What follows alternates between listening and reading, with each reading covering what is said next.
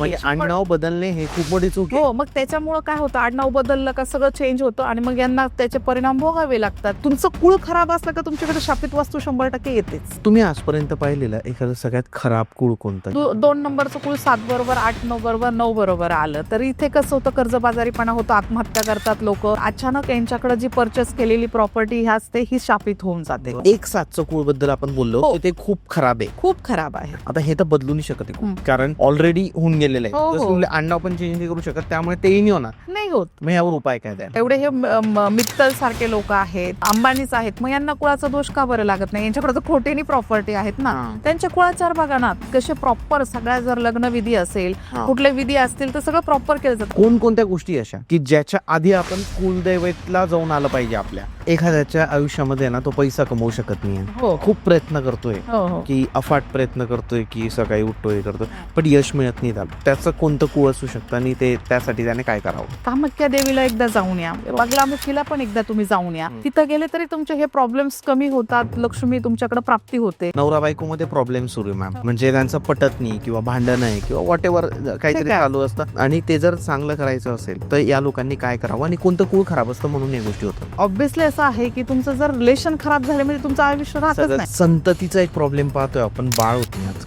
हो हो. खूप प्रयत्न करून पण होत नाही काही लोकांना. त्याच्यात कुळाचा काय संबंध आहे? आपल्याकडे एक रुईची वनस्पती येते, त्याला अवखडा असं म्हटलं जातं. ती एक सिद्ध करून गाळ्यात त्याची मुळी घातली तरी चांगला फरक पडतो त्याला. कोरोनाच्या आधी तुम्ही प्रेडिक्ट केली होती एक गोष्ट की मोठी रोगराई येणार आहे. 2026 बद्दल तुमचं काय प्रेडिक्शन आहे? कर्म किती इम्पॉर्टंट आहे आणि कसं कर्म काम करतं कुळाला जर तुम्ही समोर ठेवलं? ज्याची बद्दल 15/6/24 आहे हा. तो आईशी फार खोटं बोलतो. हे यंग जनरेशन असं झालं की काय केलंय माझ्यासाठी आई वडिलांनी, हा शब्द जो वापरतो त्याचे कर्मच कधीच क्लिअर होऊ शकत नाही.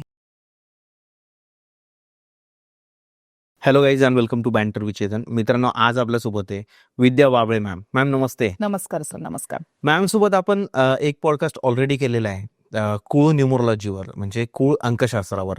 भरपूर लोकांना भरपूर प्रश्न पडले की हे ऍक्च्युली काय असतं. तर आम्ही असं ठरवलं की एकदम डीप मध्ये याच्यावर अजून आपण चर्चा करू. लोकांना एकदम सिंपल भाषेमध्ये हे कसं समजेल आणि त्याच्यातून त्यांच्या समस्या कशा दूर होऊ शकतात यावर आपण चर्चा करू. म्हणून मी मॅमला कॉल केला आणि मॅमला बोललो की मॅम तुम्ही परत या आणि आपण परत याच्यावर एक वेळ चर्चा करू. मॅम तुमचं पुन्हा एक वेळा स्वागत आहे आपल्या चॅनलवर. Thank you sir. थँक्यू. तर मॅम एकदम सिंपल भाषेत जर समजा लोकांचं कन्फ्युजन दूर करायचं असेल आपल्याला, तर कुळ म्हणजे काय? ऍक्च्युली कुळ कसं असतं, आपल्याकडे एखाद्या ज्योतिष तुम्हाला सांगतो की पितृदोष आहे तुम्हाला, किंवा पितृदोष कधी लागतो की तुमचं कुळ काय आहे ते समजल्यानंतर, तुमचं कुळदोष काय आहे किंवा कुलस्वामिनी कुठली आहे हे समजल्यानंतर तुमचं कुळ ठरलं जातं. तुम्ही अमुक कुळाचे आहात, तमुक कुळाचे आहात किंवा कुठल्याही कुळाचे आहात हे समजलं जातं. पण मेन म्हणजे कुळ काय आहे. आता काही लोकांचा गैरसमज असा आहे की कुळदेवता म्हणजेच कुळ, तर इथं लोकांनी तसा गैरसमज नाही केला पाहिजे. पितृदोष हा वेगळा आहे, कुलदेवता ही वेगळी आहे आणि कुळ हे पूर्णतः वेगळं आहे. तुमची जिथे उत्पत्ती होते त्याला कुळ म्हटलं जातं. मग तुमच्या 7 पिढ्या मागे असतील, 7 पिढ्या पुढे असतील, तर हे तुमचं कुळ आहे.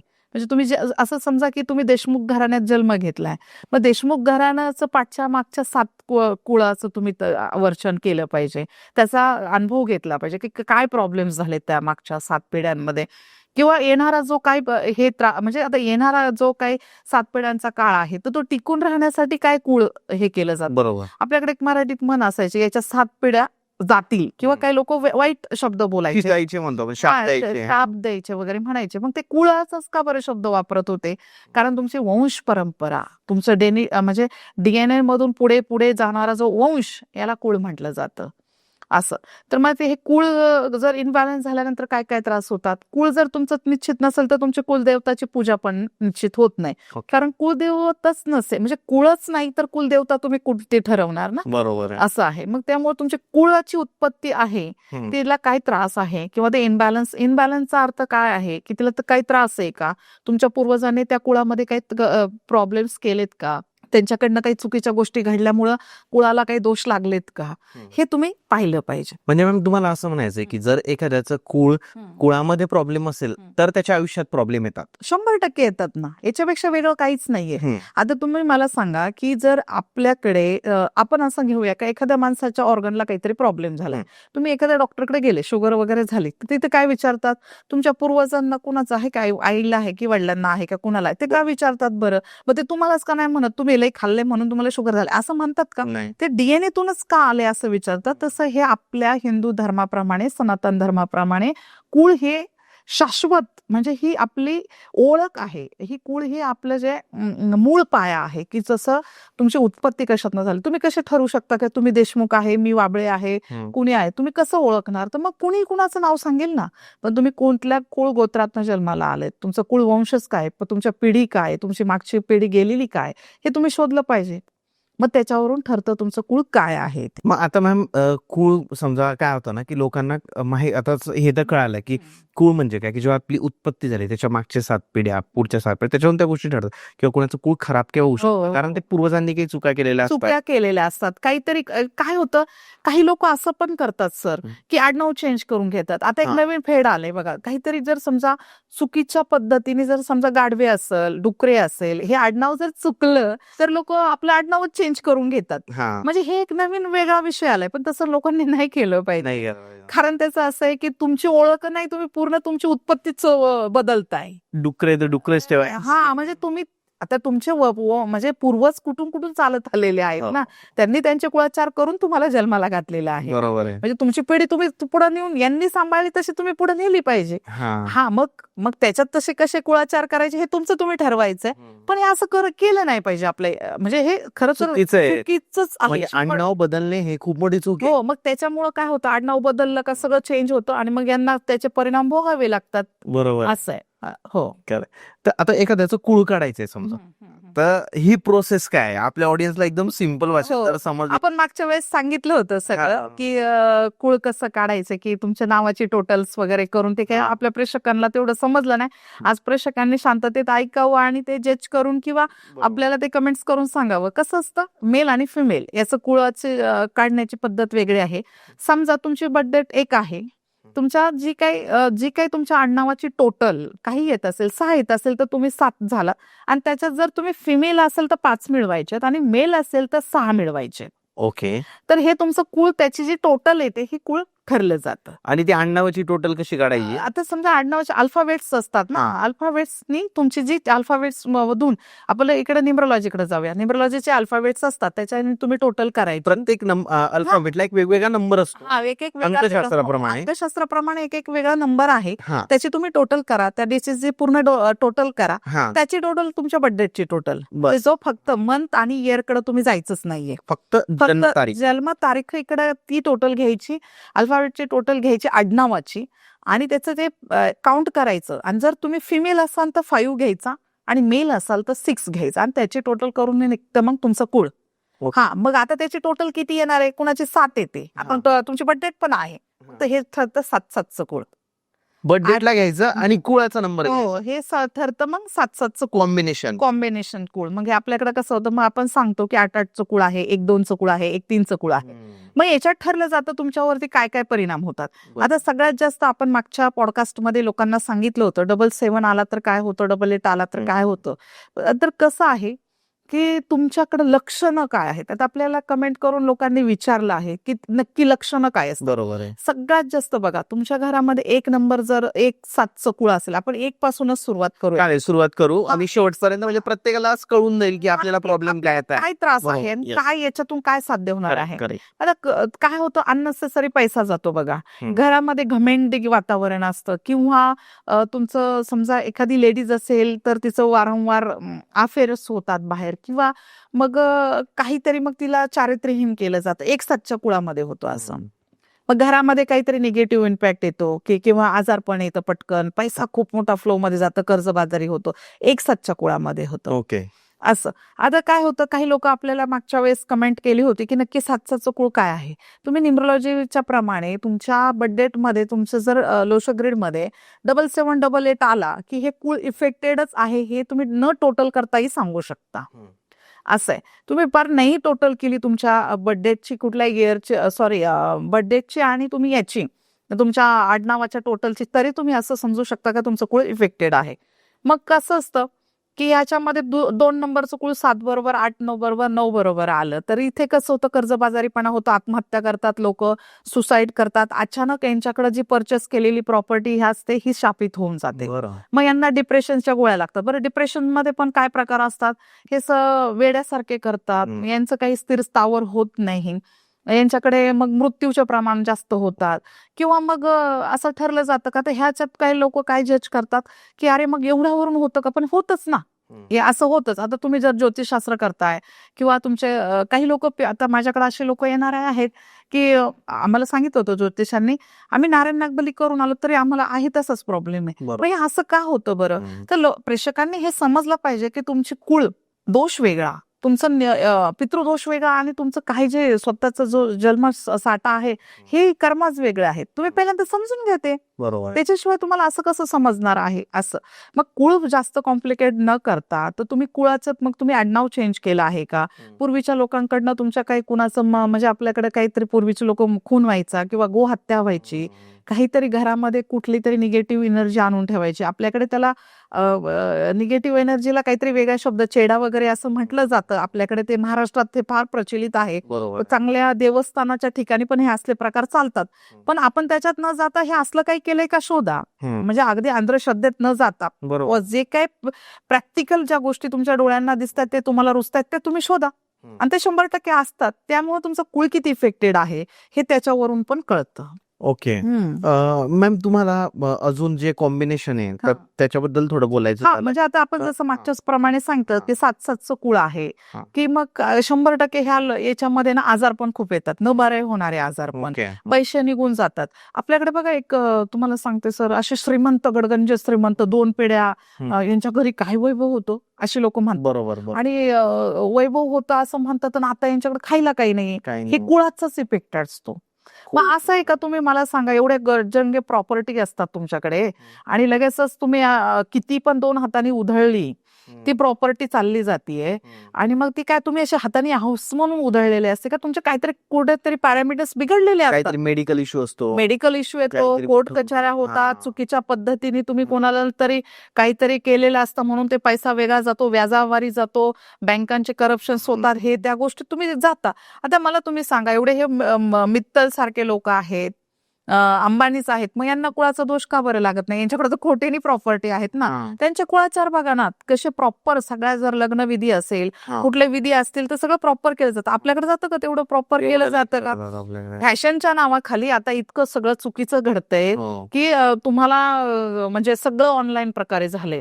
कुठले किती ज्यांनी त्यांनी आपल्या आपल्या मनाला विचारावं, जगाला काही शोधण्यापेक्षा आपण शोधावं की आपल्याकडे कुळाचार किती होता, डिसिप्लिन किती आहे, आपण आई वडिलांची सेवा किती करतो, म्हणजे गोगरिबांची सेवा किती करतो, लोकांना आवरेच्या भाषेत किती चुकीचं बोलतो. हे सगळं तुम्ही चुकीचं केलंय म्हणूनच तुमचा कुळ नाश झालाय. हे पूर्वजांनी आपल्या चुकीचं. आणि कसं असतं, बोलता बोलता आपण इतकं फटकन लोकांना बोलून जातो का चुकीचा शब्द मग तो तळतळाट देतो, तळतळाट पण रिटर्न्स लागतो. हा पण कुळाच्या कर्मामध्ये काउंट होतो. हे तुम्ही नाही केलं पाहिजे ना, हे 100% नाहीच केलं पाहिजे. आता काय झालंय, फॅशन झाली नुसती की दोघे राजा राणी राहायचं. म्हणजे मी ते म्हणत नाही की तुमच्या व्यावसायिकच्या दृष्टीने ते चांगलंच आहे. आता पूर्वीचं कसं असायचं बघा, म्हणायचे सगळे लोक म्हणायचे बहिणीचा तळतळाट नाही घेतला पाहिजे. मग आता तसं होतं का, तुम्ही बहिणीला बोलवता का तेवढ्या कुळाचाराप्रमाणे कुळ करायला किंवा आनंदाने बोलवलं? कारण आता भीती वाटते ना, बहीण याच्यात हस्तक्षेप करेन, तुमच्या प्रॉपर्टीत हस्तक्षेप करेन. म्हणजे असं फक्त व्हॉट्सअप वरती याच्यावरती बहीण फक्त नात्याला राहिली. आता तर इतकं भीती वाटते बघा, जर त्या बहिणीचं थोडंसं डाऊनफॉलला काही जीवन असेल किंवा तिचं जर नेचर तुमच्या तेजसपेक्षा कमी असेल तर आता ओळख सुद्धा देत नाहीत लोक ही का माझी बहीण आहे म्हणून. इतक्यापर्यंत लोकांची मजल गेली ना, मग कसं काय कुळ तुमचं शाबूत? अशाने तुमचं कुळ खराब होणार आहे. 100% होणार आहे ना. ती मुलगी पण तुमच्या कुळात जन्म घेतलाय, तुम्ही त्यांच्या कसं होतं, तुमच्या आई वडिलांची सेवा होत नाही, तुमच्या त्या जी तुमच्याकडे कोणी पाहुणचाराला ती येणार आहे. कारण आपल्याकडं मुलीला हे लक्ष्मी मानलं जातं, घरची लक्ष्मी मानलं जातं. आपल्याकडं साक्षात लक्ष्मी मातेला कोणी पाहिलं नाही, पण जे आपल्या रूढी परंपरेने पाठवलेले मुलीला, बहिणीला, आईला. आईला, मुलीला, घरातल्या सुनेला हे सुनेला. लक्ष्मीचं रूप हे दिलेलं आहे. पण तुम्ही त्यांच्याशीच सगळं काही चुकीच्या क्रिया करताय, मग हे कसं काय बरं? आणि तुम्ही म्हणताय की आम्हाला नजर लागली लोकांची. हे अंबानीच लोकांना का बरं नजर नाही लागत? हे मित्तल सारखे, बडेरा सारखे, हे जे मोठे मोठे अग्रवाल सारखे जे लोक आहेत त्यांना नाही नजरा लागते, त्यांचे नाही बँक अकाउंट खाली होत का? हे लोकांनी समजलं पाहिजे. बरोबर. मग म्हणतात नाही आम्ही गाडी घेतली की आम्हाला नजर लागली. असं नाहीये, तुमच्या मनात कुठेतरी खोट आहे, म्हणून असं काही करू नका असं बरोबर आहे. आहे. आता त्यामुळे हे सगळे संबंध कुळाशीच असतात. सगळे जे संबंध आहे ते कुळाशीच येतात. हो जर आपण पाहिलं की तुमच्या आयुष्यात जेही प्रॉब्लेम चालू आहे त्याचा संबंध कुळासोबत येतोय. हो एक सातचं कुळ बद्दल आपण बोललो हो. की ते खूप खराब आहे. खूप खराब आहे. हा, म्हणजे अफेअर्स होतात हो. लेडीजचे किंवा प्रॉब्लेम्स क्रिएट होतात, हो. पैशाचा फ्लो जातो घरात. फ्लो जातो. मॅम हे तर आहे, आता हे तर बदलू नाही शकत आहे खूप, हम्म. कारण ऑलरेडी होऊन गेलेलं हो, आहे. हो. जसं अण्णा पण चेंज नाही करू शकत, त्यामुळे तेही नाही होणार. नाही होत. मग यावर उपाय काय द्याल? आता कसं असतं, एक सातचं कुळ असलं ना त्या लेडीजला खूप कष्ट करावे लागतात. तो पुरुष त्या घरातला काम करणारा नसतो. म्हणजे याच्यात 2-3 प्रकार आहेत. 8-8चं कुळ झालं, हा, 7-7चं कुळ झालं, ओके. 1-4चं कुळ झालं, 4-4चं कुळ झालं. याच्यामध्ये काय होतं, मोस्टली ना या घरामध्ये लेडीज शोषक असतात. लेडीज कमवून आणून ह्या कुटुंबाला घालत असतात. ओके. म्हणजे काय जे काही उदरनिर्वाह जो असतो त्या कुटुंबाचा तो लेडीजवर डिपेंड झालेला असतो. कारण ते पुरुष काय झालं असतं, थोडंसं त्यांचं मागे पडलेले असतात. कारण त्यांच्याकडून तेवढं सगळं कार्य घडत नाही, त्यांना कुठल्या कामात यश भेटत नाही किंवा मेहनती नसतात, व्यसनाच्या अधीन जातात, कुणाच्या अफेअर्स मध्ये पडणं, चुकीच्या सट्टा, दारू ह्या सगळ्या गोष्टींच्या अधीन झालेले असतात. किंवा अचानक यांना काहीतरी आजार पण उद्भवतो. बरं, ह्या गोष्टींमध्ये कुळाचा आजार पण होतो. मग याच्यामध्ये काय होतं की सगळं तो भारतीय लेडीजवर पडतो. मग अशा वेळेस लोकांनी काय केलं पाहिजे, आपला कुळदैवत शोधून आहे ना, कुळाचं आहे ना दर 6 महिन्याने कुळाचार केले पाहिजेत. मग त्याच्यात तुमचे काही कुळाचे धर्म असतील, जिथे तुमचं कुलदैवत असेल, जेजुरीसारखं ठिकाण असेल किंवा कुलदैवत आज आपल्याकडे तुळजाभवानी अशा ठिकाणी जाऊनच आलं पाहिजे 6-6 महिन्याला. आणि याच्यावर सगळ्यात बेस्ट एक असतं की तुम्ही कुळपूजा केली पाहिजे. एक कुळपूजा, जशी पितृपूजा आहे तशी एक कुळपूजा असते. आणि ती कुळपूजा अशी असते, तुमच्या घरात केली जाते, ती तुमच्या प्रॉपर्टीज असतात त्याच्यात असतात, तर तुम्ही ती केली पाहिजे. त्याने पण तुम्हाला ना काय, आता हल्ली काय झालंय, तेवढं कर्म करायला कोणाला टाइम नाही सर. बरोबर आहे. काही लोक करतात, काही लोकांना टाइम नाही. तर ती कुळपूजा केली तरी तुमचे हे प्रॉब्लेम्स 99% कमी होतात. कमी होऊन जातात त्या कमी कुळपूजेने. होतात. म्हणजे आज प्रमाण आहेत आमच्याकडे. कितीतरी लोक आपल्याकडे कमेंट करून सांगणार आहेत, हा. फरक पडलाय, ते लोक आपल्याला सांगणार आहेत की मॅडमचं असं असं हे झालंय. हा. तर मग हे असं पण केलं पाहिजे. आणि आणखीन त्यांनी असं केलं पाहिजे की गायत्री होम पण घरात केला पाहिजे. गायत्री मंत्राचा का? मंत्र नाही, गायत्री होम. गायत्री होम जो असतो, तर एकदा घरामध्ये करून घेतला तर ते जरा त्याची तीव्रता कमी होते. किंवा मग काय करायचं, गंगाजल, हळद, काळे तीळ आणि त्याच्यामध्ये मध टाकून आहे ना दर अमावस्याला पोचा लावायचा घरामध्ये. त्याने पण जे काही कुळाचं जे इफेक्ट असतात, कारण अदृश्य कुळ आहेत ना ते, तुम्ही जे सोल आपल्या आजूबाजूला फिरतात, जे काही तुमचे एनर्जीज असतात त्या आजूबाजूला फिरतात, ते तुम्हाला कळत नाही. हवा आहे ती हवा. आता समजा आपला कसं असतं, वायफायचा पासवर्ड फक्त माहित असतो, पण वायफाय कुठून येतो कुणाला माहित असतं का? कनेक्ट तसंच आहे. आपल्या आजूबाजूला जे सोल्स फिरतात, ते सोल्स जे असतात ते दूषित करत असतात. त्या लहरी ज्या असतात त्या तरी तुम्हाला याने क्लीन होतं. बरोबर आहे. पूजा तरी करा किंवा मग ह्या सगळ्या कर्मातून तरी तुम्ही गेलं पाहिजे असं. बरोबर आहे. ह्या गोष्टी केल्या तर मग तुम्हाला जे प्रॉब्लेम येणार आहे त्याची जी इंटेन्सिटी आहे ती कमी होऊन जाईल. भरपूर कमी कमी 99% कमी होईल. जसं होतेच सर. कुळपूजा आली, त्याच्यामध्ये गायत्री होम आला, या सगळ्या गोष्टी. मॅम आता याच्यामध्ये असं नाही वाटत का तुम्हाला की कोणकोणत्या गोष्टी अशा की ज्याच्या आधी आपण कुलदैवतला जाऊन आलं पाहिजे आपल्या, म्हणजे काय काय करायच्या आधी, जसं बाळाचा जन्म झाल्यावर किंवा असं केव्हा गेलं पाहिजे की ज्यामुळे या गोष्टींचं जे प्रमाण आहे, एखाद्याचं कुळ जर समजा खराब असेल तर ते कमी होत जाईल? आता कसं असतं, सगळं चांगलं चाललेलं असतं बघा, एखादं वर्ष 2-3 वर्ष असं इतकी प्रगती होते माणसाची की नजर लागावी अशी प्रगती होते. आणि अचानक काय होतं, एखादा महिना असा येऊन जातो, माझ्याकडे लोक सांगतात, ते पाहिलं तर मग आपल्याला लगेच कळतं का नाही. मग त्याच्यात काय लोक करतात, एखाद्या देवऋषाकडे जातात किंवा बाकीच्या याच्यात, नाही आम्हाला कुणीतरी काहीतरी केलंय किंवा आमची नजर लागली वगैरे वगैरे, आमचं एवढं चांगलं चाललेलं नाही, स्टॉप झालं, मग त्याच्यात आजार पण येतं. मग ह्याच्यात सगळं जर डिस्टर्ब झालं की लोक अविचारात, पण तुम्ही तिथं ठरवा तुम्हाला बाहेरी बाधा आहे का, तुमचं कुळ डिस्टर्ब आहे का. तर तसं न करता तुम्ही पहिल्यांदा कुलदेवताला जाऊन या एकदा. एकदा त्यांनी नाही झालं तर मग ह्या सगळ्या गोष्टींचा मार्ग करा. आता काय होतं, अचानक बघा 2-3 वर्ष चांगलं चाललेलं असतं आणि लगेचच लोकांना खूप आजारपण येतं. मग घरात जर 5 माणसं असेल तर एक नंबर वाईज सगळे आजारी पडायला सुरुवात होते. मग आपल्याकडे काय ठरवलं जातं की नजरदोष लागला. असं नसतं. नजरदोष लागतो याच्यात आपलं काही दुमत नाहीये. लागतोच तो. निगेटिव्ह एनर्जी आहेच ना, पॉझिटिव्ह आहे तर निगेटिव्ह आहेच आहे. पण तुम्ही ते का लागलंय ते शोधा, त्याच्यावरती उपचार करा. कारण कसं असतं की कुळ धर्म हे तुमच्या कुळाचारातच असले पाहिजेत. कुळाचारात म्हणजे काय, डेली रुटीनमध्ये. आपल्याकडे पूर्वी कसं असायचं, देवपूजा झाली की पप्पा आपले आजोबा कुणी असले का घरावरती लगेच घास टाकून द्यायचे, लगेच त्या गाईला 2 मिनिटं चारा द्यायचे, मुंग्यांना खायला घालून यायचे आणि मग ते सगळे 5-6 कर्म झाले का मग घरात यायचे आणि मग जेवणाला न्याहारीला बसायचे. आता तसं आहे का? आता तर लोकांचे IT क्षेत्रात असेल, बाकीच्या गोष्टींना असेल तर यांची तर वर्ष गाठ नाही. गायीची कुठल्या याची धर्माची कुठलं कुलदेवता हे काहीच माहित नाही. हे कुळाचार केले पाहिजे. कुळाचे प्रकार कोणकोणते असतात बघायला नाही, गेलं? कुळाचे कुठलेच प्रकार नाहीयेत सर. कुळ म्हणजे कुळच आहे. याच्यात कुठलाही प्रकार नाही आणि कुठला काही नाही. फक्त तुम्ही कोणत्या कुळात जन्म घेतलाय, या 2 कुळ. आपल्याकडे 36 कुळाचे प्रेयर आहे. म्हणजे 36 कुळ आहेत आपल्या हिंदू धर्माप्रमाणे. म्हणजे पण ते कुळ 36 आहेत. त्याचे प्रत्येकाचे वेगळं सज. आपल्याकडे श्रीकृष्णाचं यादव कुळ, वंश कुळ, पक्ष कुळ, पंख कुळ किंवा ह्या सगळ्या गोष्टी, नासिक कुळ, जेव्हा दम कुळ, हे जे म्हणजे दम राजाचं दम कुळ, हे सगळ्या कुळ 36 प्रकार आहेत. हे जे कुळ आहेत ना हे वेगळे वेगळे. मग तुमच्या त्या कुळावर ना तुम्हाला समजलं जातं की तुम्ही कोणत्या कुळात आहात असं. पण कुळाचे प्रकार जे आहेत ना आपल्यासाठी हिंदू असे कुठले वेगळे नाहीत. हे जे कुळ तेच 36 कुळ चालत आले तेच आपल्याला लागू आहेत असं. बरोबर आहे.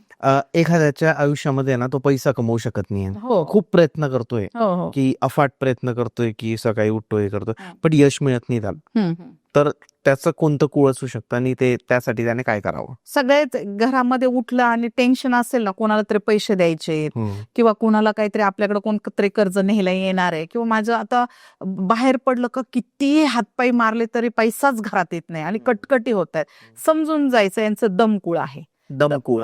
दमकुळ म्हणजे काय असतं की सगळं दमून भागून आलेले कुळ असं.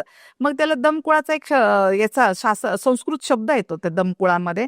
त्याचं एक पूर्ण म्हणजे एक हिस्ट्री असते. ते जिथे जिथे हे जे लोक असतात ना ती पूर्व राजाच्या दरबारात जे यांचा वंश वाढलेला असतो हे दमकुळात येतात आणि त्यांची आता उत्पत्ती झालेली असते ना.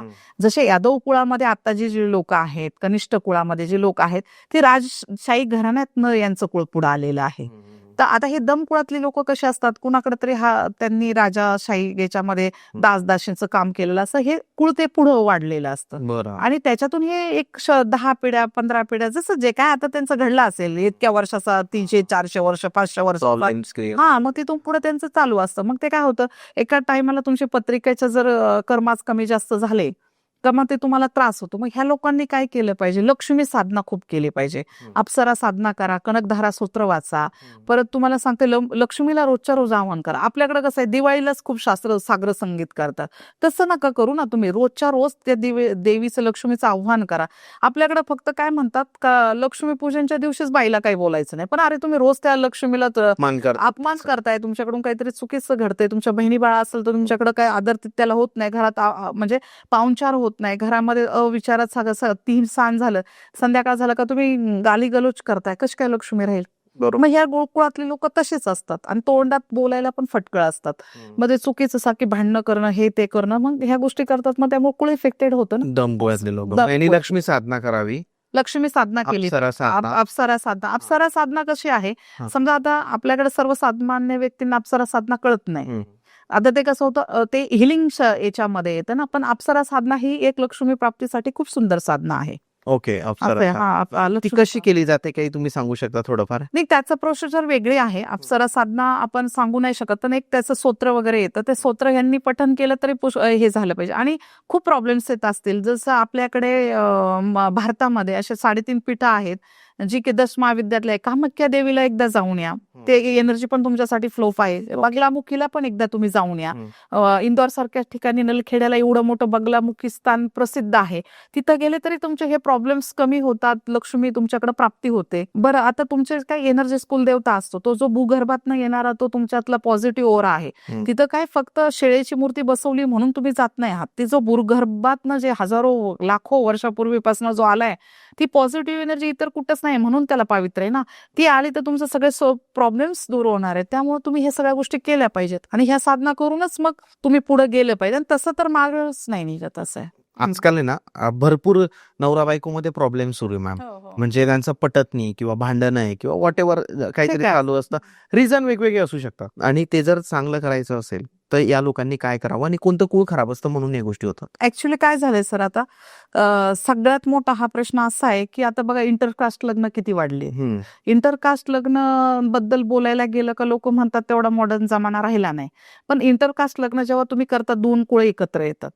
बघा 2 कुळ एकत्र आलेत का यांचे कुळाचार वेगळे असतात, त्यांचे कुळाचार वेगळे असतात, त्या मुलाची उत्पत्ती होते. मग सगळंच डिस्टर्ब होऊन जातं ना. कोणतंच काही फॉलो होत नाही. मग फक्त काही तेवढंच आता समजा एक सांसारिक जीवनामध्ये बाकीचे पण त्यांच्या काही गोष्टी वैयक्तिक असतात, त्याच्यामुळे त्यांचं हे होतं. अंडरस्टँडिंग लेवल 2000 नंतर प्रत्येकाची कमी झालेली आहे.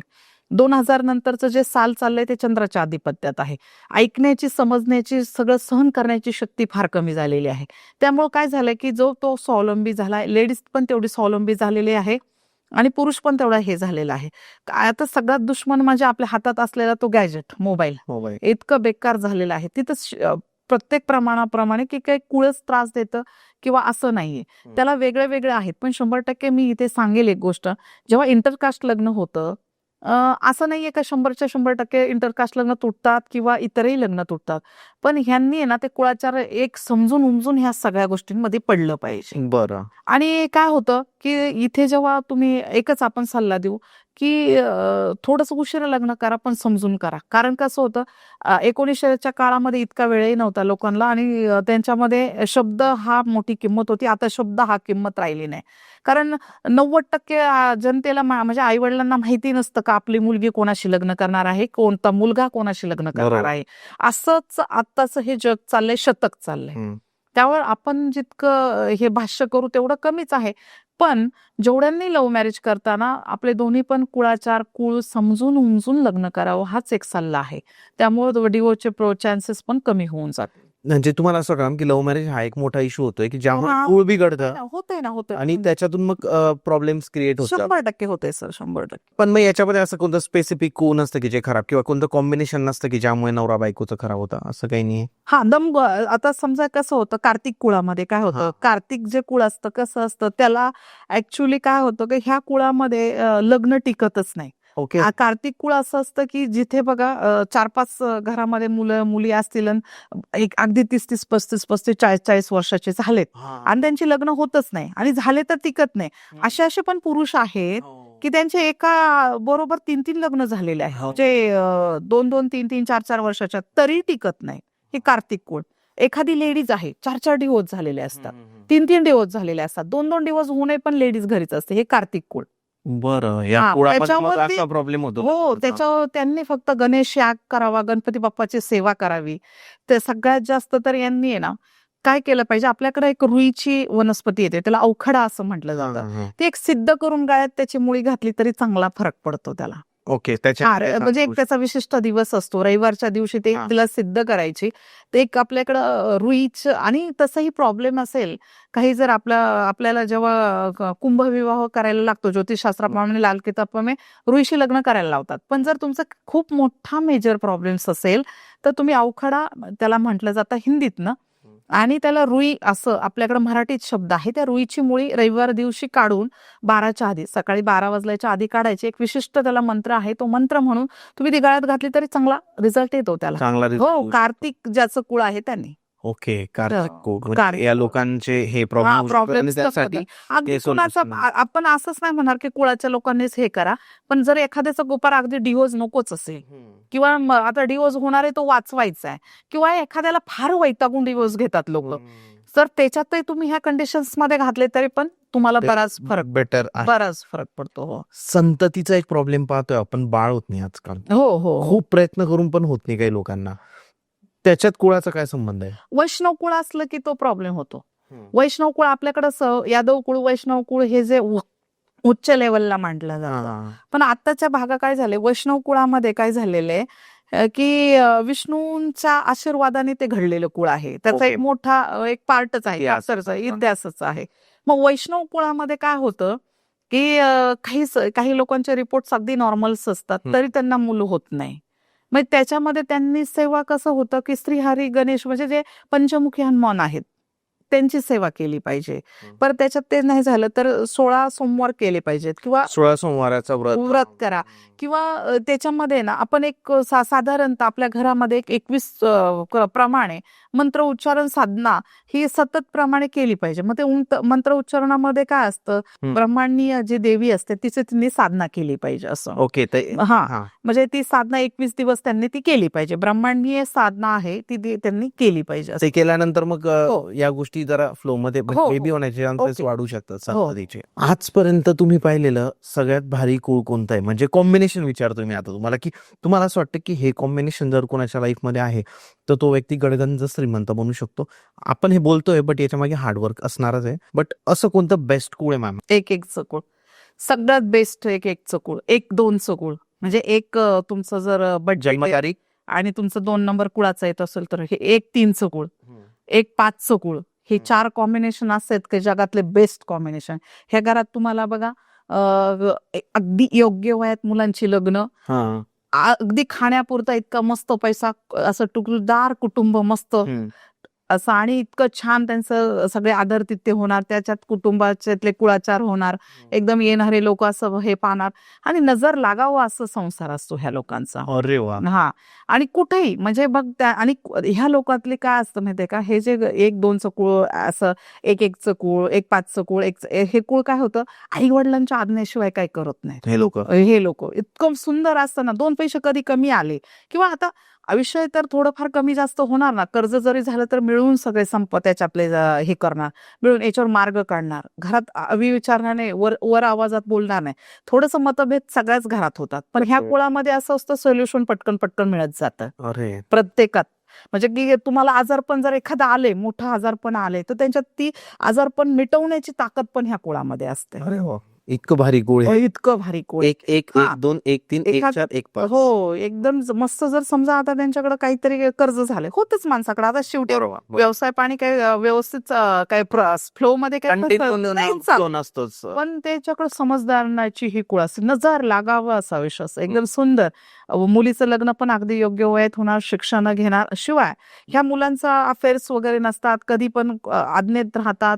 असं म्हणजे इंटरकास्ट लग्न पण ह्या कुळात कधीच होत नाही, कधीच होत नाही. हा असं म्हणजे इंटरकास्ट लग्नाच्या काही मी विरोधात नाही, पण मी त्याच्यात ते तुम्ही म्हणताय की समजून करा, जरी नंतर केलं तरी मग ते आपले लोक म्हणायचे की यांचे काही इंटरकास्ट हे आहेत का, तसं नाहीये.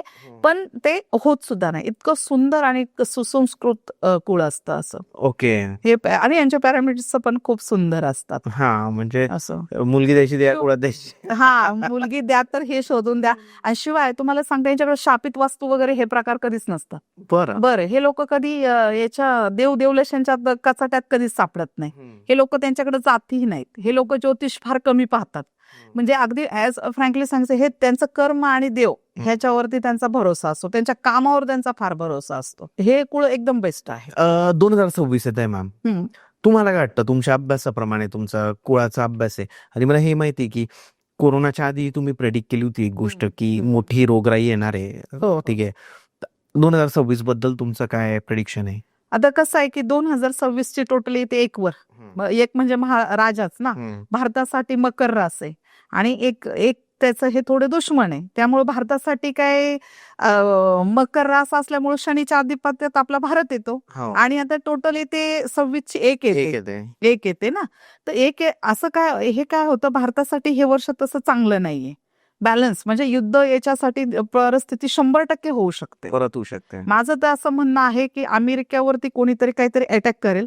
दुसरी गोष्ट अशी आहे की सोनं हे बॅलन्स राहील. म्हणजे खूप लोक असं म्हणतात की 2 लाख पार जाईल, पण माझं स्वतःच अगदी त्याच्यात चुकीचंही झालं तरी प्रेक्षकांनी काही त्याच्यात वाईट मानून घ्यायचं कारण नाही. पण ते माझं असं म्हणणं आहे की ते बॅलन्स सोनं राहील. सोन्याचं शेअर मार्केट खूप उंचावेल. शेअर मार्केट एकदम टॉप लेवलला म्हणजे ह्या काही 2-3 वर्षात जे शेअर मार्केटने धक्के पोहोचवले ते धक्के ह्या वर्षी भरून काढेल शेअर मार्केट. अरे वा. चांगलं. हो. आणि काय होतं, पिवळा जो तुमचं काही पण जे काही पिवळं ज्या गोष्टी आहेत त्या पिवळ्या गोष्टी खूप महागतील, पण त्याच्यात सोनं येतं पण सोनं नाही मागणार. याचं कारण काय? त्याचं कारण असं आहे की तिथं सूर्य आलाय ना, आणि सूर्य आणि गुरुचं गोचर एकदम बेस्ट असतं. ओके. त्यामुळं सूर्य पण बॅलन्स होतो आणि गुरु पण बॅलन्स होतो. त्यामुळे राजा आणि कसं असतं, राजाला गुरुचे एक मार्गदर्शन लागतं ना, बरोबर. मग दोघं जण विचारांनी चालणारं वर्ष आहे. त्यामुळे बऱ्याच गोष्टी याच्यात चांगल्या होतील. आणि कसं होतं की लग्न ज्यांची झाली नाहीत, म्हणजे सगळ्यात जास्त तर जे लग्न 35 क्रॉस आहेत आणि खूप वर्ष प्रयत्न करतात त्यांची लग्न ह्या वर्षी 100% होतील. 100% होतील. म्हणजे मी तर म्हणते 70% लोकांनी ना आपल्या लग्नाची तयारीच करावी, कारण काही झालं तरी 2026च्या एंडिंग पर्यंत लग्न 100% होतील ह्या याच्यामध्ये. आता याप्रमाणे कसं आहे, 2027 आणि 28 आपल्या भारतासाठीच नाही जगासाठीच चुकीचं आहे. कारण 27-28 हो, कारण खूप मोठी रोगराई येण्याची संकेत आहे. ना कोविड सारखीच परिस्थिती येण्याची आहे. ज्वालामुखी होणं, सुनामी होणं ह्या 2 वर्षात खूप होणार आहे. म्हणजे असं पण होऊ शकतं एखादा देश सुद्धा आपल्या जगाच्या नकाशावरनं गायब होऊ शकतो. इतक्या प्रचंड प्रमाणात सुनामीची तीव्रता राहील. उष्णता फार वाढणार आहे ह्या वर्षी, प्रचंड उष्णता. पण त्याचबरोबर हवामान पण तेवढंच अनुकूल राहील. शेतकऱ्यांसाठी पण हे वर्ष खूप चांगलं राहणार आहे. ओके. ह्या वर्षी शेतकरी सुखी होईल. शेतकऱ्यांना 2026 बरं आहे. 2026 शेतकऱ्यांसाठी चांगला आहे. बरं आहे. असं मॅम, तुम्ही एखादा सेलिब्रिटी किंवा एखादा नोन फिगर यांचं कधी कुळ पाहिलंय का? आणि बरोबर तसं ते मॅच होतं की यांचं हे कुळ आहे आणि त्याचे जे गुणधर्म आहे त्या कुळाचे ते बरोबर मॅच होतात, त्या कॉम्बिनेशनचे, असं काही सांग? सगळ्यात जास्त अंबानींचंच कुळ. धीरूभाई अंबानींचा 1 नंबर आहे. तुम्ही टोटल मारा. आणि यांचं पण तर 19 नंबरच आहे ना. यांचा मुकेश अंबानींचा पण 19. बरोबर. धीरूभाई अंबानी साहेबांचा पण 1च होता. त्यांचं 1-1चं कुळ आहे. काय आहे बघा त्या दोघांचं कुळ बघा ना. तुम्ही अंबानीची टोटल करा आणि धीरूभाई अंबानी सरांचं पण 1 करा, त्यांचं पण 1 तुम्ही करून घ्या. मुकेश अंबानींचं पण बघा बर्थडे काय आहे. बरोबर आहे. 1-1च हे होतं सरासरी. म्हणजे त्यांच्या बर्थडेची टोटल पण 1-1च येते आणि 1-1ची टोटल्स पण अंबानीची टोटल्स पण तुम्ही त्याच्यात +6 करा, त्याची टोटल्स पण तेवढीच येते. किती सुंदर आयुष्य आहे बघा ना. आता काय याच्यापेक्षा वेगळं काय पाहायचंय? लोकांनी करून पाहावं. आता सोशल मीडियावरती काय गुगलवरती सगळं भेटतंय, लोकांनी ते टाकून पाहावं. बरोबर. किती सुंदर आहे. सुंदर आहे. करे. आता सगळ्यात जास्त बघा बँकरप्ट झालेले आपले माल्या, विजय माल्या, त्यांचं बघा कुळ इतकं सुंदर आहे, पण त्यांनी पूर्ण देशाचं कर्ज फेडलं. यांचं कुळ पण तितकंच प्रचंड त्याच्यात होतं, पॉवरफुलच होतं. असं असे भरपूर लोक आहेत आपल्याकडं. काही घरांमध्ये मुलाचं आणि आईचं पटत नाही, हो. आपण पाहिलंय असं. आणि तुम्ही मागच्या पॉडकास्ट मध्ये पण सांगितलं होतं की तुम्ही तुमच्या आईसोबत चांगला व्यवहार पाहिजे तर तुमची प्रगती होऊ शकते. होते. तर हे कोणत्या कुळामुळे या गोष्टी होत असतात? अशा आई मुली, तुम्हाला सांगू का, ज्याच्या बर्थडे मध्ये 66 येतो ना, तो आईशी खूप खोटं बोलतो. 66 येतो? हो, 66 येतो. ज्याची बर्थडे 15, 6, 24 आहे, तो आईशी फार खोटं बोलतो. 1 नंबर, 9 नंबर हे जे लोक असतात 5 नंबरची आईशी एकदम एकनिष्ठ असतात. 2 नंबरचा पोरगा म्हणजे ज्याची बर्थडे 2 आहे, हा पण एक आईशी 11, ज्याची 29, म्हणजे आपण जसं न्यूमरोलॉजी प्रमाणे हे करतो ते फार आईशी एकदम एकनिष्ठ राहतात. म्हणजे यांना 2 नंबरवाले तर असे असतात, एक बाजूला दुनिया आणि एक बाजूला आई, असं इतकं एवढं प्रेम असतं. ज्याचं 6 नंबर आहे त्यांचं थोडंसं खोटं बोलणं आई वडिलांशी होतं. 6 नंबर बर्थडे असणार. हो, 6 नंबर बर्थडे असणाऱ्यांशी. आणि हे कसं होतं, आई वडिलांना तेवढंसं फारसं जीव लावत नाही. याच्यात चांगले पण असतील आपले प्रेक्षक पाहणारे, ते पण सगळं संस्कारावर डिपेंड होतं. हे तर आहे की संस्कारावर पण डिपेंड होतं. पण मोस्टली 6 नंबरचे लोक कधीही आई वडिलांना पाहत नाही, लक्ष नाही देत आई वडील, नाही कधीच देत नाहीत. हो. मग काय केलं पाहिजे थोडंसं असं, म्हणजे काही उपाय त्यांच्यासाठी तुम्ही द्या? तर असं आता कसं आहे माहितीये का, आई गोष्टींना उपाय ह्या लोकांना उपाय नाहीये, पण खरं तर आहे ना, यांनी समजून उमजून चाललं पाहिजे. आपल्यासाठी काय योग्य आणि काय अयोग्य आहे हे यांनी शोधलं पाहिजे. कुणामुळं घरात क्लेशेस होतात किंवा आपण दुर्लक्ष का करतोय, आई वडिलांकडे दुर्लक्ष का होतंय, आपल्या कुटुंबाकडे दुर्लक्ष का होतंय, किंवा आपल्याकडनं चुकीच्या पद्धतीने लोकांना त्रास का होतोय, लोकांना इन द सेन्स की आपल्या आई वडिलांना त्रास का होतोय, अवतीभोवती असणारे नाती का दुखवली जातात, हे लोकांनी पहिल्यांदा लक्षात घेतलं पाहिजे. ते ओळखलं का, एक शांत बसून तुम्ही ते ओळखलं का, तुमचं आयुष्य सुंदर होतं. कारण एक ऑब्व्हियसली असं आहे की तुमचं जर रिलेशन खराब झाले म्हणजे तुमचं आयुष्य राहतच सगळंच नाही. खराब झालं. हा, त्यामुळे तुम्ही शांत बसून ह्याचा विचार केला पाहिजे. तुम्ही आजपर्यंत पाहिलेलं एखादं सगळ्यात खराब कुळ कोणतं, किंवा ज्यांचे कॉम्बिनेशन एक साथ तर तुम्ही हो सांगितलं हो ते, हो. बट असं एक्झाम्पल तुम्ही देऊ शकता का, की तुम्ही पाहिलं की ते खूप खराब होतं, म्हणजे त्यांचं आयुष्य खूप खराब चालू होतं कुळामुळे, बट तुम्ही त्यांना काही उपाय दिले आणि त्या हो उपायाने हो. त्यांचं आयुष्य चांगलं झालं? ऍक्च्युली काय आहे बघा, 8-8चं कुळ खूप खतरनाक असतं. 8-9चं कुळ आणि 8-8चं कुळ, हे दोन कुळ असं. मी संगमनेर तालुक्यात एक गाव आहे, त्या गावामध्ये एक 2 वर्षापूर्वीचीच गोष्ट आहे, फार काही लांबची गोष्ट नाहीये. 2 वर्षापूर्वीची गाजलेली तिथली गोष्ट आहे. इतकं कुळ बेकार होतं की त्यांच्या घरात त्यांना 3 जणांच्या हत्या झाल्या होत्या. चांगलं पेपरला प्रकरण वगैरे गाजलं होतं ते. तर मी गेले, त्यांचं प्रेडिक्शन करायला गेले. त्यांचं प्रोस्टेटचं ऑपरेशन होताना ते दगावले होते ते दादा, आणि घराचे हेड होते, चांगला त्यांचा बिझनेस वगैरे होता. त्यांचा छोटा भाऊ माझ्याकडे आलेला. छोटा भाऊ आला तर ते म्हटलं, ताई आपल्याला एक व्हिजिट करायची. आपले पहिले पूर्वी संबंध होते, पण काही आपल्या शास्त्रातनं नव्हते, फक्त तोंड ओळख असल्यामुळं बरोबर.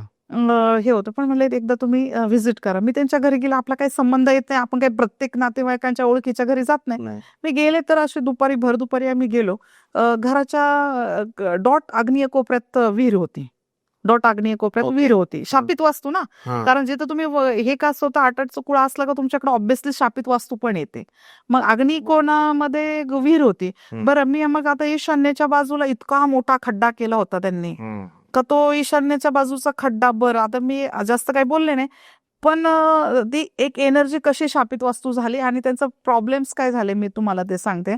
आजी होते त्यांच्या घरात, 85 वयाच्या आजी होत्या. तिथे आहे ना, एक 100 वर्षापूर्वी असं म्हणा की स्वातंत्र्य काळात त्यांचे जे बाबा होते त्यांनी इंग्रजांसाठी किंवा आपल्या भारत स्वतंत्र होण्यासाठी खूप काही चांगलं केलं होतं. चांगलं काम केलं होतं. हा, म्हणजे ज्यावेळेस गांधीजी होते, गांधीजींच्या काळात त्यांनी खूप चांगलं कार्य केलं होतं. पण जेव्हा ते गुजरातवरून परत आले तर त्यांच्या याच्यामध्ये की एक तृतीयपंथीयांशी त्यांचा विवाह झाला. कुणाचं मॅम? म्हणजे ते बाबांचा, त्यांच्या याच्यामध्ये झाला. यांना माहिती नसेल म्हणजे? नाही, माहीतच नव्हतं असं.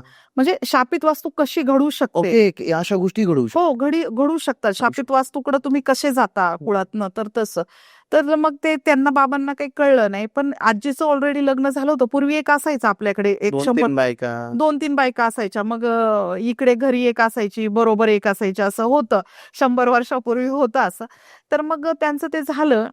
पण त्यांच्याशी कोणाचं दुश्मनी होती, जे ते पण ती ताई होत्या, त्यांच्याशी कोणाचं तरी दुश्मनी होते. ते आले रात्रीचे, तिला मारली आणि तिथेच पुरून टाकली. यांनी शोधली तरी कुठे सापडली नाही.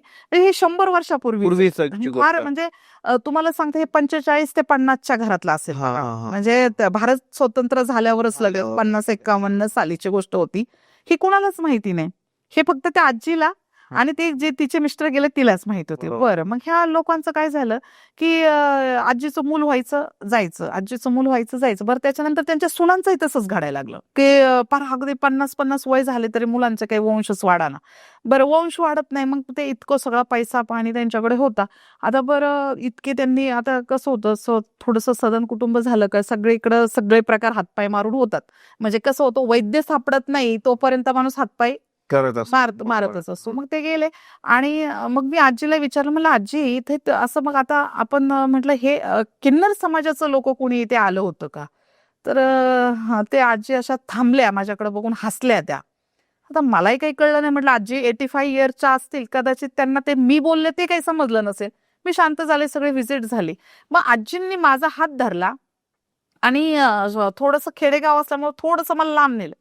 मला म्हटल्या माझ्या मिस्टरांनी त्यांच्याशी लग्न केलं होतं आणि हे बघा तिथे पुढे की तिथं त्यांना गाडलेलं आहे. आता त्याचे परिणाम हे असे, घराचं, आणि ते घर केलंय त्याच्यावरती, त्याच्या असं का काहीच प्रॉपर्टी राहिली नाही, घरातले कोणीच राहिलं नाही. आजीची सून आणि एक नातू राहिलेला, बाकी तिन्ही मुलं गेली. आता एक छोटा आहे, त्याचं लग्न होईल आता ह्या वर्षी, पण त्याची बायको पण कॅन्सरने गेली. म्हणजे इतक्या खराब कुळापेक्षा आणखीन काय कुळ पाहिजे. बापरे. तुमचं कुळ खराब असलं का तुमच्याकडे शापित वास्तू 100% येतेच. हे तुम्ही लॉजिक बरोबर करताय. लॉजिकच आहे ना सर ते. आणि याचा प्रत्येकाचा संबंध लागतोय कर्माशी. कर्माशी लागतो. हो. कुठेतरी आ- कर्म चुकले म्हणून याच्यापेक्षा वेगळं मी आता कसं होतं, घरात तुमचं कोणी खायलाच नाही राहिलं म्हणजे याच्यापेक्षा वेगळं वाईट कुळ काय असू शकतं. हम्म. मग आता त्याचा उपचार केला आपण, त्यांनी ते सगळं त्याची ती जागा एनर्जाइज करायची एक वेगळी पद्धत असते. मग ते सगळं केलं, आता ते डेव्हलप करतायत, अजून पण त्यांचं ते लग्न होणार, मग तिथून सगळं पुढची ती पिढी चालू होणार. म्हणजे इतक्यापर्यंत तुम्ही त्या लेवलला जाऊ शकता. त्यामुळे कुळ शोधा, कुळ शोधलं पाहिजे. कुळ शोधा, कुळ शोधा. मग कुळ नंबर वेगळा आणि कुळ वेगळं, म्हणजे कुळदैवत नाही, कुळ नंबरावरूनच तुमचं कुळ हे होतं ना. कुळदैवत हा, तुम्हाला कुळ तुमचं सापडलं की कुळदेवत सापडतात, मिळून तुमचं ग्रह गोचे सगळे सापडतात, गोत्र वगैरे सगळं सापडतं. तुम्ही असं बोलल्या मॅम मध्ये की कुळ जे असतं तर हा. कुळाची पूजा केली जाते. हो हो हो तर ती तुम्ही केली आधी कधी आणि काय नाही, काय असं असतं? हो, आपल्याकडे ते रोजच केले जातात. बरं, बरं. म्हणजे आपण जे जर कुळ फार इफेक्टेड असेल तर लोकांना सांगतो कुळपूजा करून घ्या. हा. आणि आपण इतके कुळपूजा म्हणजे कसं असतं, तुमच्या घराच्या स्क्वेअर फूटनुसार किंवा जिथे तुम्ही मोकळ्या प्लॉटनुसार स्क्वेअर फूटनुसार त्याचा खर्च आणि त्या गोष्टी सगळ्या असतात. आता आपण अशा एका ठिकाणी 1-2 महिन्यापूर्वी कुळाची पूजा केली होती आणि इतकं म्हणजे इतका फास्ट अनुभव बघा. 43 वर्षाची एक लेडीज आणि 52 वर्षाची एक लेडीज, दोघींची लग्न संगतीच ठरली. म्हणजे दोघींचं एकमेकांशी? नाही नाही नाही, हा सॉरी सर, असं नाहीये. म्हणजे दोघींची लग्न संगतीच ठरली, कारण इतके वर्ष त्यांची लग्नच ओके, म्हणजे याच्या 2 लेडीज होत्या, हा. यांचे लग्न त्या वयात झाले. कुळ पूजा झाली आणि लगेच 10व्या दिवशी त्यांना ओके इतका ओके result ओके. आला. इतकं छान रिझल्ट येतात याच्यामध्ये. असं कुळपूजा कसं आहे, तुम्ही जसं नारायण नागबली करता हा. तसं तुम्हाला नारायण नागबली करण्यासाठी त्र्यंबकला जावं लागतं. पण तुम्ही कुळपूजेचं कसं असतं, कुळपूजा म्हणजे गेलेलं खराब झालेलं कुळ तुमचं कट करतात हम्म. आणि नवीन कुळाला जे काय ऍज प्रेझेंट आता तुमचं कुळ आहे, जे XYZ जे कुळ आहे त्याला पुढे गती दिली जाते. बरोबर. ही कुळपूजा होते. ओके असं आणि त्याच्यातून बरेच प्रॉब्लेम्स क्लिअर होतात. म्हणजे तुमच्या घरामध्ये वास्तुदोष असेल तर वास्तुदोष क्लिअर होतो. तुमचं लग्न जर ठरत नसेल, लग्न क्लिअर होतं. म्हणजे लग्नाला पण चांगले योग येतात. बरोबर. लक्ष्मी प्राप्तीसाठी पण बरेचसे त्याच्यामध्ये हे होतात. आणि बरेच गोष्टी म्हणजे जर तुमची बाहेरी बाधा असेल, कुणाला काही एन्झायटीचा प्रॉब्लेम होत असेल, कुणाला पिच्छाच लागला असेल, हे सुद्धा त्याच्यात क्लिअर होतं. सगळ्या म्हणजे गोष्टी 4-5 गोष्टी त्याच्यात क्लिअर होऊन जातात सर, सगळ्याच गोष्टी. बरोबर. असं त्यामुळे कुळपूजा ही प्रत्येकाने केली पाहिजे. असं वर्षातून एकदा करावी का? हो, वर्षातून एकदा नाही, एकदाच लाईफ टाईम एकदाच होते. एकच वेळेस करायची? वर्षातून एकदा नाही, लाईफ टाईम एकदाच करायची असते ती. परत तुम्ही कुळाला हात पण नाही लावू शकत. असं आहे. पण जर आता कुणी एका घरात राहतंय हम्म. आणि मग मी ते घर बदलवून दुसऱ्या घरात गेलो, नाही, मग तुम्ही किती 100 घरं बदला, हा, पण तुम्ही एकदा कुळ मोक्ष दिलाय ना, तो परत द्यायची गरजच नाही. बरं, हो, असं आहे. फक्त कंडिशन्स असे आहे की तुम्ही भाड्याच्या घरात तुम्ही करू नाही शकत. ओके. भाड्याच्या घरात तुमच्या भाड्या तत्वावरच्या प्रॉपर्टीवर तुम्ही करू शकत नाही. मग माझी गावाला जरी प्रॉपर्टी असेल असेल तर तिथे ते जाऊन तिथं जाऊन कर. केलं पाहिजे. हो तुम्ही करतात ती पूजा? हो हो हो. मॅम, अजून काय सांगाल तुम्ही अनुभव असे लोकांचे, की कारण हा जो कन्सेप्ट आहे हा थोडा वेगळा आहे. कुळ लोकांना कुळ माहिती आहे, पण ते काढायचं कसं किंवा ह्या सगळ्या गोष्टी याच्यात लोकांना इतकं नॉलेज नाही. याच्यातले अनुभव सांगायचे झाले ना सर, सगळ्यात जास्त काय होतं बघा, आपल्याकडे हल्ली डिप्रेशनच्या गोळ्या खूप चालू आहेत. एखाद्या घरामध्ये काय होतं, एखादी लेडीज आहे खूप वेड्यासारखी करते, तर तिचं शोधा तुमच्या घरामध्ये काही कुळाचे प्रॉब्लेम्स आहे का. एक मुलगा आहे, जॉबलेस आहे, काहीच काम करत नाही, असाच फिरतोय, म्हणजे त्याला कारण नाही, खूप शिकलेला आहे पण असाच फिरतोय, तरी तुम्ही कुळ शोधा. एखाद्या घरामध्ये विनाकारण गोळ्या चालू असतात डॉक्टरच्या, विनाकारण, म्हणजे त्याला काही तथ्यच नाही त्या गोळ्याला, वेगळं आजारपण, म्हणजे काहीच नाही, तर मग त्या घरामध्ये पण तुम्ही शोधा. शापित प्लस तुमचं कुळ खराब आहे का, तरी तुम्हाला समजणार आहे हे सगळं.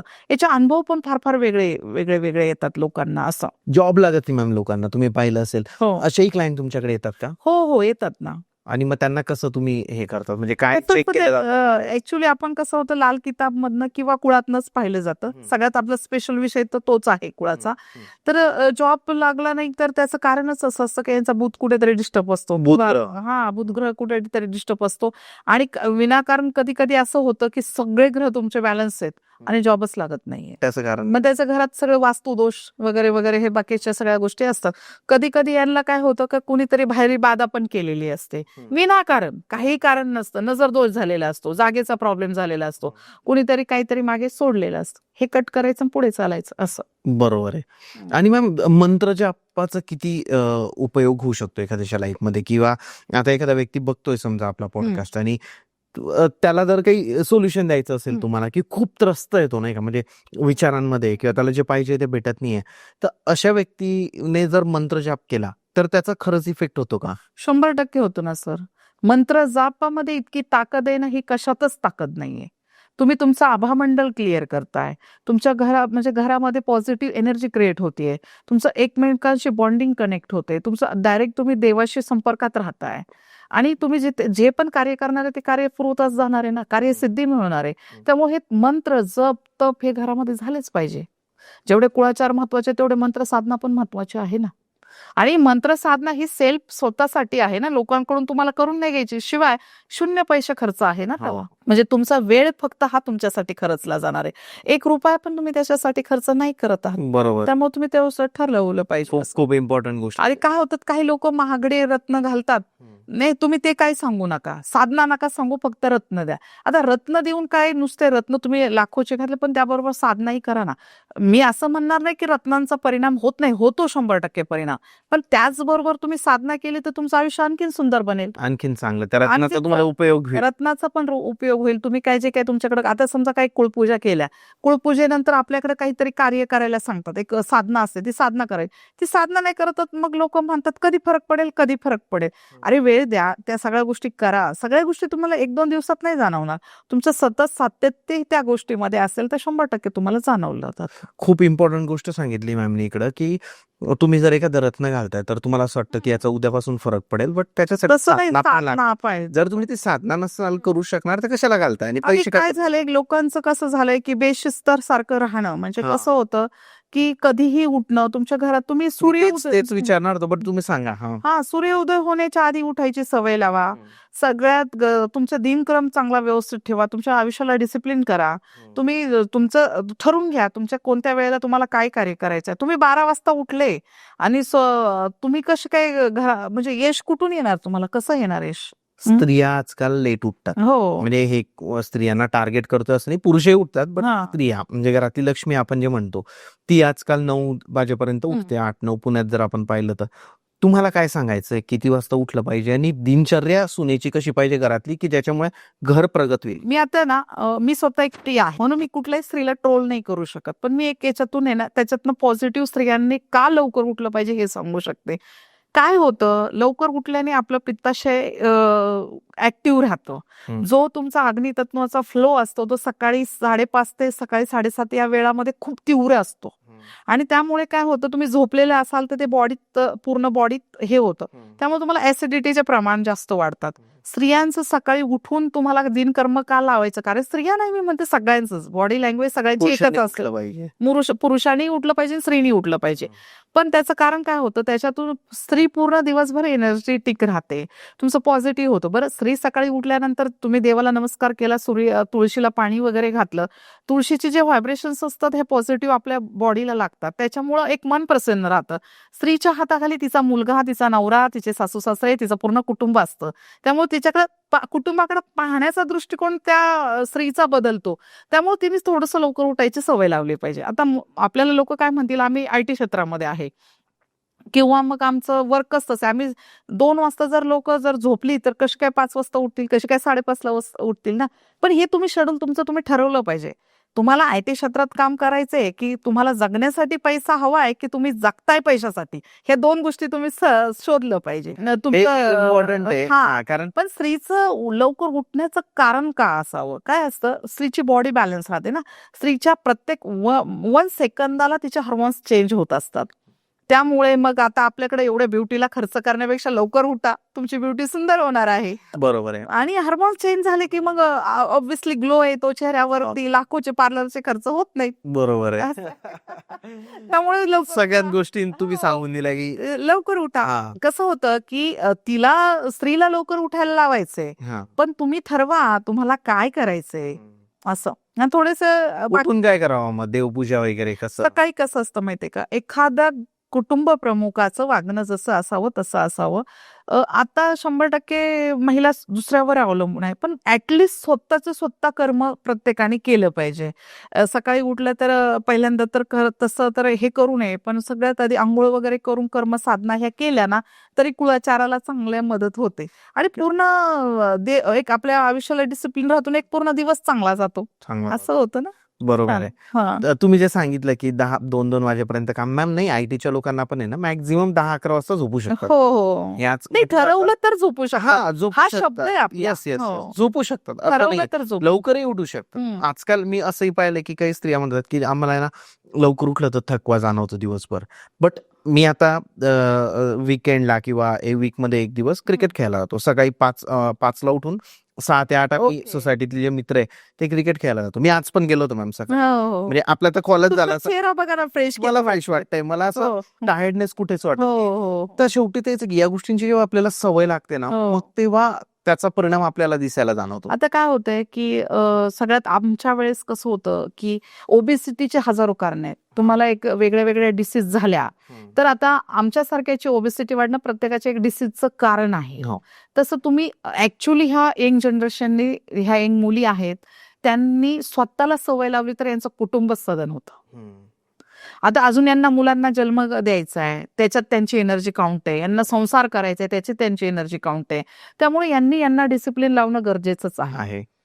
यांनी काय खायचंय काय नाही खायचं यांनी ठरवलं तर यांचं आयुष्य सुंदर होतं. बरोबर आहे. आता काय होतं, इगोस्टिक असल्यामुळे की दुसऱ्यांनी सांगितलं का ते रुततं. मग त्यापेक्षा आपल्यासाठी काय सेल्फ चांगलं आहे यांनी शोधलं आणि ते केलं तर खूप पॉझिटिव्ह आहे ना.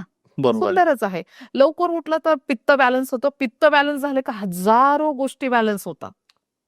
मग- काय बरोबर आहे. अख्खा दिवस फ्रेश जातो. हा. शिवाय त्याच्यात त्या डिसीजमुळे सारखं गरगर येणं, अनलेसिस वाटणं, काय निगेटिव्ह वाटणं किंवा एनर्जीच राहत नाही. आपल्याला काय म्हणतात ना, आपल्याकडे मराठी शब्द आहे त्याला, ज्याचं चित्त ठिकाणावर त्याचं पित्त ठीक असतं. बरोबर त्याचं आहे. पित्त ठीक आहे त्याचं चित्त ठिकाणावर असतं. हे मराठी शब्द आहे. मग ह्या सगळ्या गोष्टी तुम्हाला लवकर उठल्याने खूप एनर्जेटिक, घरामध्ये पॉझिटिव्ह एनर्जी आणि मुळातच तुमचं आयुष्य 2 तासांनी वाढतं.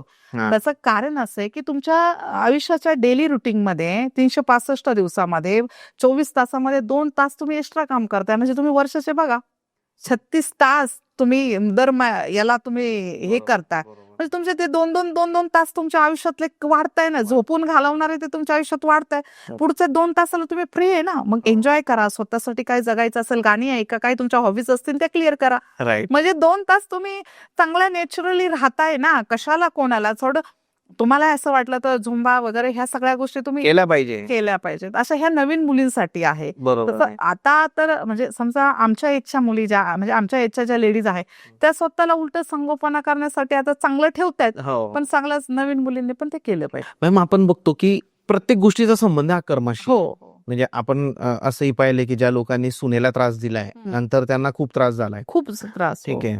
त्याच्यानंतर भरपूर वेळा एखादा व्यक्ती कुणाला म्हणजे हे होतं जेलमध्ये आयुष्य चाललं, आता कुणाचं काही नुकसान केलं तर कर्म किती इम्पॉर्टंट आहे आणि कसं कर्म काम करतं कुळाला जर तुम्ही समोर ठेवलं तर. नाही, आता सगळ्यात जास्त तर एक गोष्ट अशी आहे की तुमचं कुळ खराब होण्याचं कारणच तुमचे कर्माच असतात. ओके. एक पहिली मित आहे. हा. आता तुमचं कसं आहे की तुम्ही घरामध्ये तुमचं आपसापसात पटत नसेल किंवा काही गोष्टी घडत असतील तर त्या तुम्ही कर्मात तुमच्यात शोधलं पाहिजे. मग लोक म्हणतील असं कसं काय बरं, एकमेकांशी पटत नसेल तर मुळातच काय होतं, इथं विचारांची देवाणघेवाण नाही झाली म्हणजे याचा अर्थ तुम्ही 4 जण घरात आहेत आणि 4 अविचाराचे आहात, बरोबर. वेगळ्या वेगळ्या विचाराच्या आहात. हा. मग तुमचे वेगळे वेगळे कर्माच आहे. पण तुम्हाला कुटुंब टिकवायचंय ना, तुम्ही एकमेकांशी संवाद साधला पाहिजे, कर्म ठीक करा. बरोबर. असं आहे. आणि याला दुसरी जोड अशी आहे की मी सगळ्यात पहिल्या पण पॉडकास्ट मध्ये सांगितलं, आता परत सांगते, तुम्ही आई वडिलांची सेवा करा. आई वडिलांना छान जपा. आई वडिलांनी काय कष्ट केले त्याच्याकडे पाहून पहा आणि मग तुम्ही काय करायचे ते ठरवा. आई वडिलांच्या ज्या कपाळावर पडलेल्या सुरकुत्यात हेच तुमचं यश आहे हे लक्षात ठेवा. कारण तिथं सुरकुत्या नसत्या पडल्या तर तुमचं यश मिळालंच नसतं. जे आईबापांच्या पायांना भेगा आहेत तेच तुमच्या आज बँकेत बॅलन्स आहे मला असं वाटतं. कारण ते जेवढे भेगा पडल्यात तेवढेच तुमच्याकडे काउंट पैसे आहेत. म्हणजे एवढं तुम्ही जपलं पाहिजे. नाहीतर लोक म्हणतात काय केलंय माझ्यासाठी आई वडिलांनी, हे वाक्य तर कधीच वापरू नका तुम्ही. तुमच्या आई वडिलांनी एकदम इझी, आता हे यंग जनरेशन असं झालंय की काय केलंय माझ्यासाठी आई वडिलांनी, हा शब्द जो वापरतो त्याचे कर्मच कधीच क्लिअर होऊ शकत नाही. बरोबर आहे, असं आहे, खरी गोष्ट आहे. कधीच होऊ शकत नाही. ज्याला आई वडिलाच्या कपाळावरच्या जे सुरकुत्या आणि पायाच्या भेगा आणि जे थकलेला चेहरा कळतो ना, त्याला जगात सगळं काही कळतं असं मला वाटतं. मॅम खूप खूप धन्यवाद तुमचं. खूप छान पद्धतीने तुम्ही माहिती दिली. ज्या लोकांना कन्सल्ट करायचं, ज्यांना कुळाबद्दल जाणून घ्यायचं किंवा ज्यांना ही गोष्ट शिकायची पण आहे, कारण हे नवीन आहे काहीतरी आज आणि लोकांना याच्याबद्दल तेवढी उत्सुकता पण आहे. हो. तर जर कुणाला शिकायचं असेल तर ते कसं कॉन्टॅक्ट करू शकता तुमच्यासोबत? ऍक्च्युली आपल्या ते 2026ला 1 जानेवारी 2026ला क्लासेस लॉन्च होतात ते.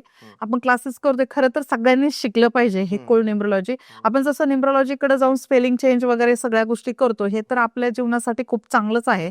पण त्याचबरोबर कुळ न्यूमरोलॉजी शिकलात तर तुमचं कुटुंब सदन होतं पूर्ण. आणि जसं कुळ न्यूमरोलॉजी ही तुमच्या वैयक्तिक आयुष्यासाठी चांगली आहे, तशी कुळ न्यूमरोलॉजी ही पूर्ण कुटुंब बॅलन्स करण्यासाठी आहे. ओके, त्यामुळे तुम्ही तेवढं शिकलं तर तुमच्यासाठी पूर्ण कुटुंब बॅलन्स होणार आहे. त्यामुळे तुम्ही शिकलं पाहिजे. शिकलं पाहिजे. शिकलं पाहिजे. मॅम तुमचं खरंच मनापासून धन्यवाद. Thank you sir, thank you.